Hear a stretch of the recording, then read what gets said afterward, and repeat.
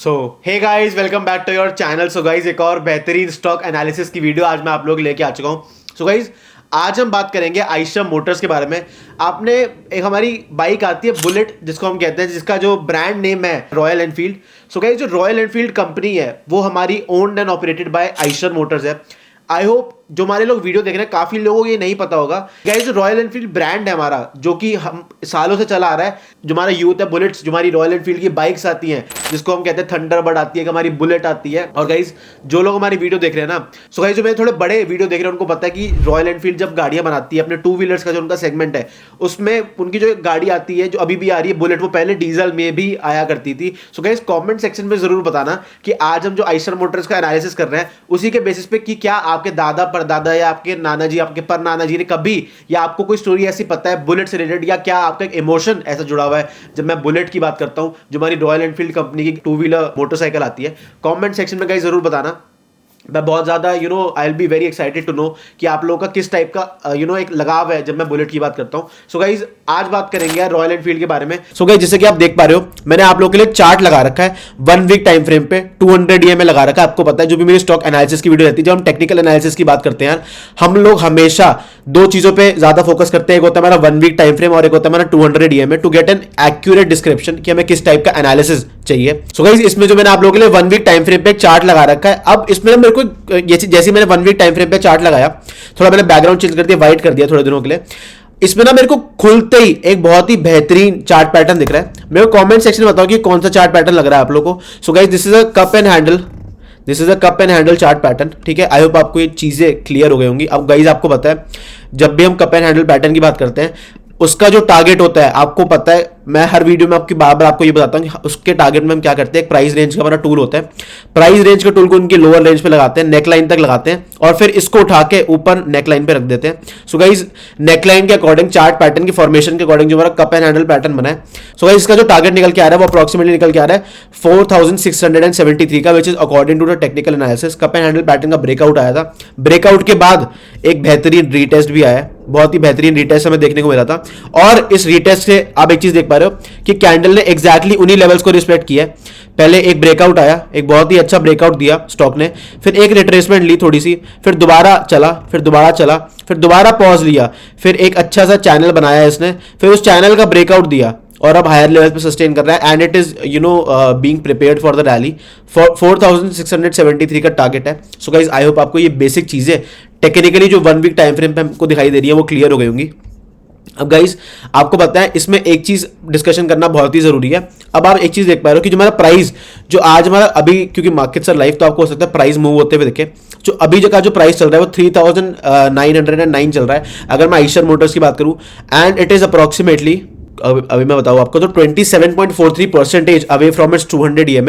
Guys, आपको मैं बार बार ये बोलता हूं कि जो हमारी निफ्टी 50 की टॉप कंपनीज है, जो हमारी टॉप ब्लू चिप कंपनीज है, the companies that have given a consistent return to their investors और their traders over the years, जो लोग भी उनको स्विंग ट्रेडिंग के लिए होल्ड करते हैं, जो इन्वेस्टिंग पर्पज के लिए होल्ड करते हैं, अगर किसी पर्टिकुलर ग्रुप ऑफ कंपनीज में उनको एक अच्छा रिटर्न दिया, कंसिस्टेंटली देती आ रही है, तो उसका ये नहीं कि अगर वो अपने 200 EM पे आ गई है, वो नीचे जा रही है, तो आप उनको निकाल दोगे। सो मैं आपको बार बार ये बोलता हूँ, जो मैंने अपनी HDFC बैंक वाली वीडियो, अगर आपने मेरी नहीं देखी उसको जाकर जरूर देखना, उसमें मैंने आपको ये बोला था कि अगर HDFC बैंक जैसी कंपनी कई सालों बाद आपको 200 EM के नीचे मिल रही है, so it will be a very good time to invest in it. Asian Paints में मैंने आपको सेम चीज बोली थी कि यार, ये जो कंपनीज है ना, कहीं नहीं जा रही, इनका जो मार्केट शेयर है, the type of companies they are, these companies are irreplaceable.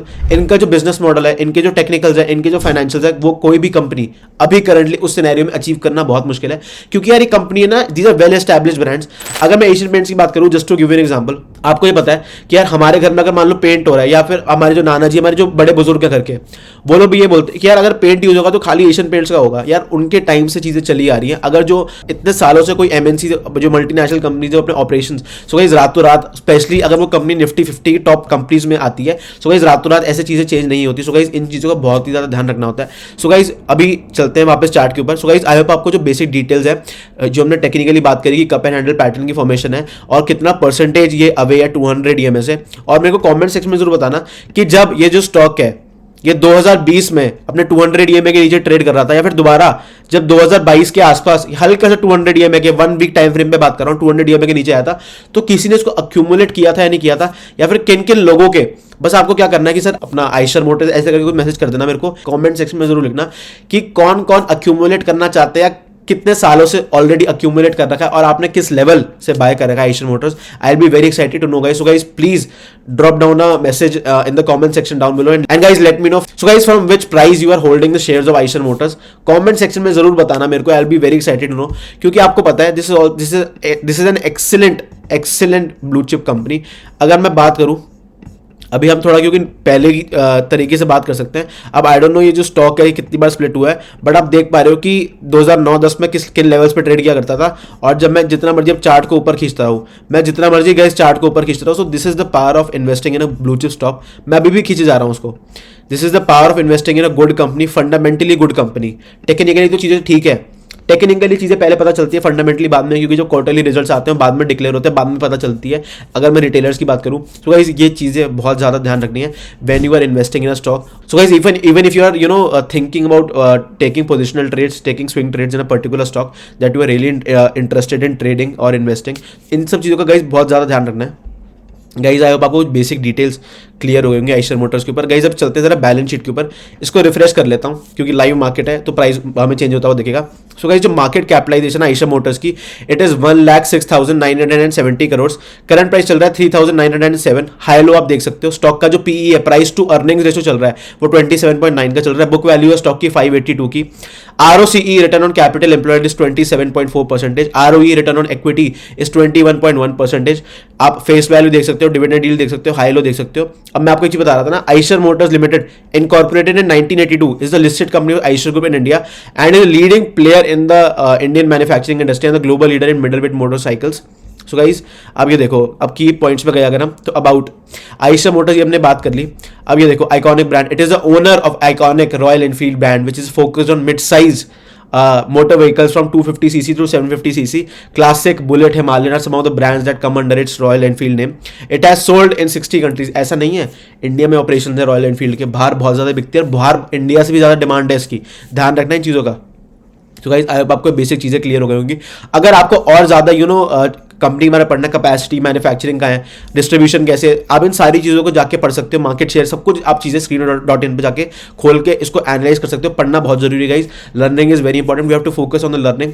Weekend पे टाइम स्पेंड करना है चार्ट्स पे, डेली टाइम स्पेंड करना है चार्ट्स पे, जब भी फ्री हो चार्ट्स पे टाइम स्पेंड करना है, बैलेंस शीट पे टाइम स्पेंड करना है, क्योंकि तभी जितना ज़्यादा हम टाइम स्पेंड करेंगे चीज़ों पे तो तभी हमारी जो इन्वेस्टिंग जर्नी है, हमारा जो इन्वेस्टिंग का पाथ है, ट्रेडिंग का पाथ है, उसमें हमें एक अचीवमेंट हासिल होगी, हम एक राइट पाथ पे चलते रहेंगे। अगर हम चीज़ों पर टाइम स्पेंड करेंगे, चार्ट्स पे टाइम स्पेंड करेंगे, सो हमारा जो गोल है ना, so we'll be very near to achieve it eventually. So guys I hope आपको ये बेसिक चीजें आइशर मोटर्स को क्लियर हो गई। अब गाइस थोड़ा नीचे चलते हैं।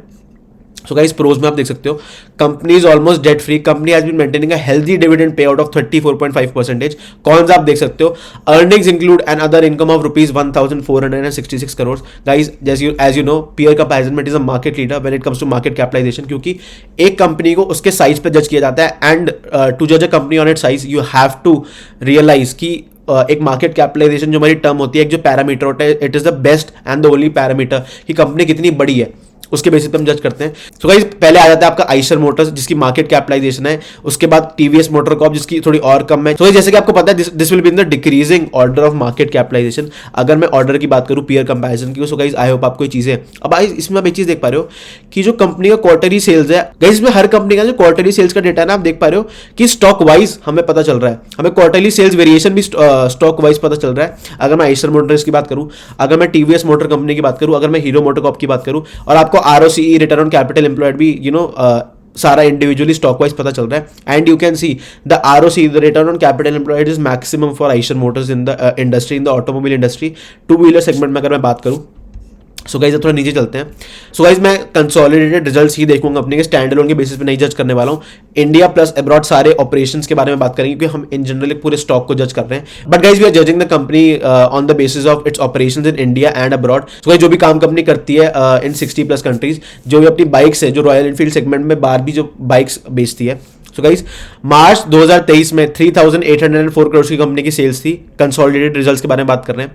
जून 2023 में 3986 करोड़, सितंबर 2023 में 4115 करोड़, दिसंबर 2023 में 4179 करोड़। अगर मैं एक्सपेंसेस की बात करूं तो एक्सपेंसेस आप देख पा रहे हो कि एक्सपेंसेस भी इंक्रीज हो रहे हैं।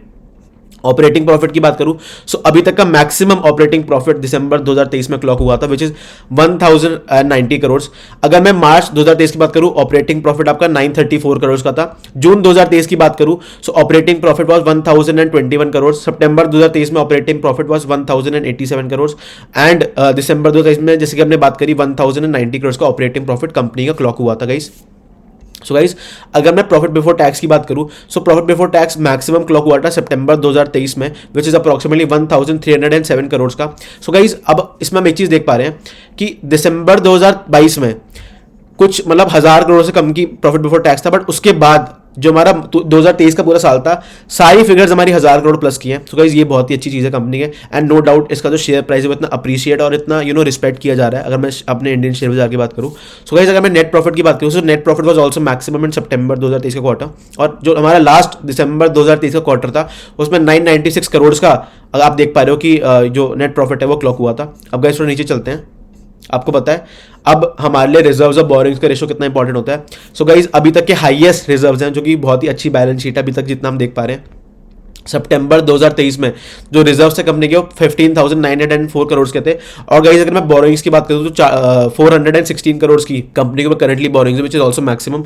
The reserves are maximum but the borrowings compare to the reserves are negligible. So तभी जो शेयर प्राइस है जैसे कि हमने बात करी अभी अच्छी रैली, हमें कंटिन्यूस रैली उसमें ऊपर की तरफ देखने को मिल रही है। सो गाइस आई होप आपको बेसिक डिटेल्स आइशर मोटर्स के ऊपर क्लियर हो गई होंगी।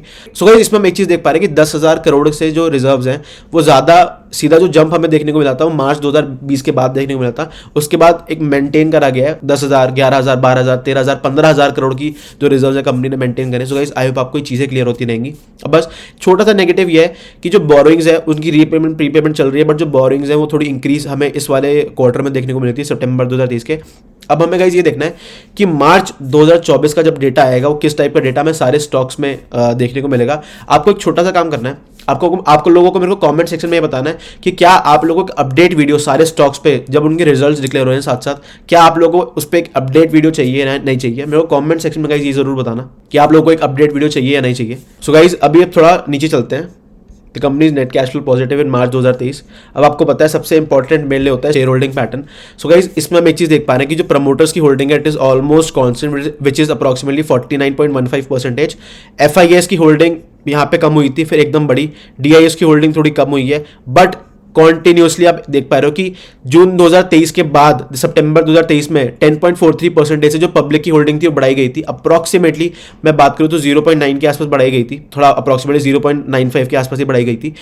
10.43% से 11.37% करी गई, 11.37% से फिर गिराई गई 10.76% उसको किया गया। सो गाइस दिसंबर 2023 में तो अभी करंटली देखा जाए तो 10.76% है और अभी तक की सेकेंड लोएस्ट लास्ट सितंबर 2022 में 10.48% हुआ करती थी। अब हमें देखना है कि इसको अगर और कम करा गया है, अगर पब्लिक से शेयर होल्डिंग कम करी गई है तो हो सकता है शेयर का जो भाव है वो सीधा 4,500 पहुंच जाए, जो कि हमारा टारगेट। बट हमारा टारगेट क्या है, हमारा गाइस जो टारगेट है टेक्निकली जो हमारा cup and handle pattern form हो रहा है उसके अकॉर्डिंग है 4,673 का। सो गाइस आई होप आप लोगों को एक बेहतरीन एनालिसिस आइशर मोटर्स के ऊपर अच्छा लगा होगा।